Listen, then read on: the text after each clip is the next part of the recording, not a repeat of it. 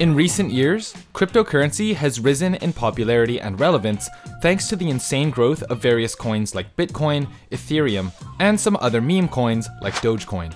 With crypto serving as a more private and secure form of payment when compared to using a credit card online, along with the lack of service fees associated with most banks, many people view crypto as the future.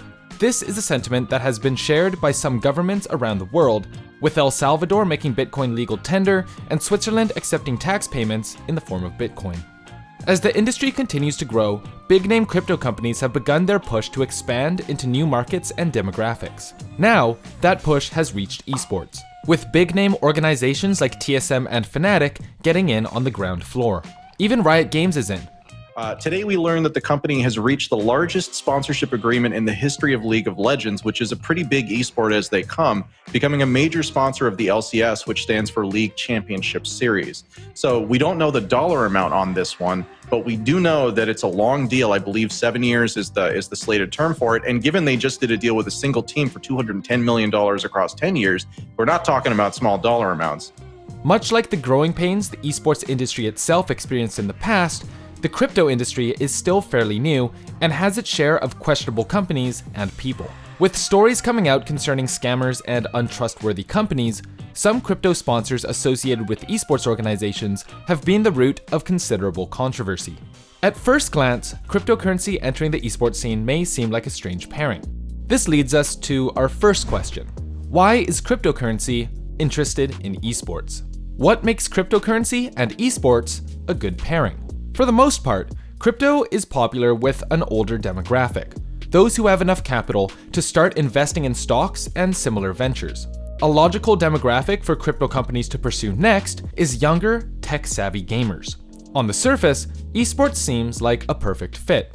However, as we'll soon see, a younger demographic is less likely to do their due diligence when researching investment opportunities, and are more willing to blindly follow those that they trust and look up to. All you gotta do is pump it. We're gonna pump it. We're gonna analyze the stock. It goes, listen, we're gonna inflate the value of the stock.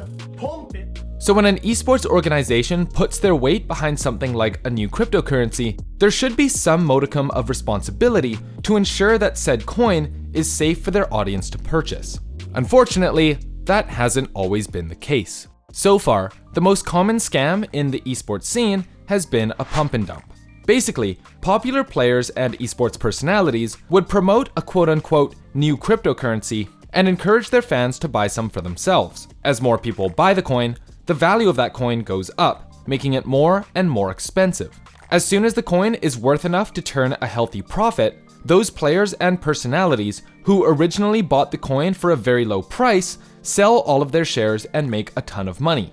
Unfortunately, selling huge amounts of any coin will cause the value to go down, and the fans who bought the coin on the goodwill of their favorite esports personality are now stuck with coins that they paid way too much for. One prominent example includes the Save the Kids token, which was promoted by a few members of FaZe Clan.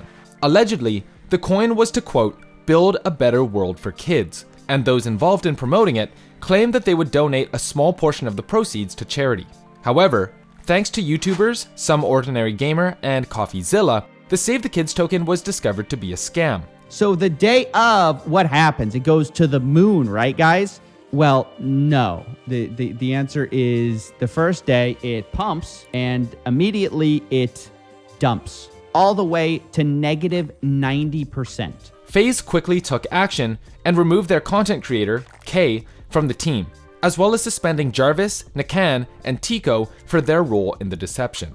Although the organization itself had nothing to do with the scam, FaZe as a team received immense scrutiny for the incident, prompting co-founder of FaZe Clan, FaZe Banks, to tweet, quote, "Nobody's more upset about all of this than we are. We took action the moment this was brought to our attention. It's embarrassing, and I honestly wish these guys came to me about this in the beginning so I could have shut the entire thing down before it was too late. We had no idea." While the Save the Kids token is an example of a few bad individuals trying to turn a profit, it's only one incident in a larger sea of controversy. A similar incident occurred in Korea when legendary Starcraft Brood Wars players Flash and Bisu were implicated in a pump and dump scheme with the cryptocurrency TO coin. And if you watched our video on Korean esports, you'll know how serious allegations like this can be. While the two incidents we've talked about are somewhat isolated and involve only a few players, there have been cases where multiple organizations have promoted a cryptocurrency that turned out to be a scam. Enter DM Script, a quote, blockchain gaming company dedicated to backing and releasing video game related projects, utilizing the blockchain technology that has also proven to be unshakable in times of crisis. Early on, DM Script claimed to have entered some high-profile partnerships with the likes of Mercedes and Nvidia. However, these claims are dubious at best, as the companies themselves never publicly announced their partnership in any form. Possibly due in part to name brand recognition, DM Script was able to legitimately secure partnerships with a few high-profile esports teams, including Team Secret, OG, and M1 Eden. Shortly after these partnerships were publicized, Reddit user Vinex1 quickly exposed DM Script as a scam on the Dota 2 subreddit, after they invested in the coin themselves. In their post, they compiled evidence of the aforementioned teams, announcing their partnership with DM Script along with various examples of these teams promoting DM Script as well. Along with that, they showed that many of DM Script's promises were never met. From Ubrizzy, their gift card crypto store, to Vovest, their digital wallet, none of these actually got launched. They just took people's money and kept it. Following this were a sequence of events, in which DM Script announced that they were hacked, and on social media, they began tweeting about a compensation plan and changes in the CEO position. Pretty quickly, it became clear that DM Script was a huge scam, with Vinex1 concluding, quote, the team pulled an exit scam and are hiding their faces, LinkedIn, removing tweets, and adjusting their website to hide their identities. But OG, Team Secret, and M1 Eden are just enjoying their money and moving on without taking any responsibility. I would never have invested in this coin if it wasn't for the big names of these esports teams. Currently, while the three teams don't have DM Script shown as a partner, the damage has been done and each team has gotten away with little harm to their brand. Whether it was a case of teams not doing their due diligence before entering the partnership with DM Script, or outright disregard for the safety of their fan base, this incident, along with all the other incidents we mentioned, should serve as a learning experience for the industry as a whole.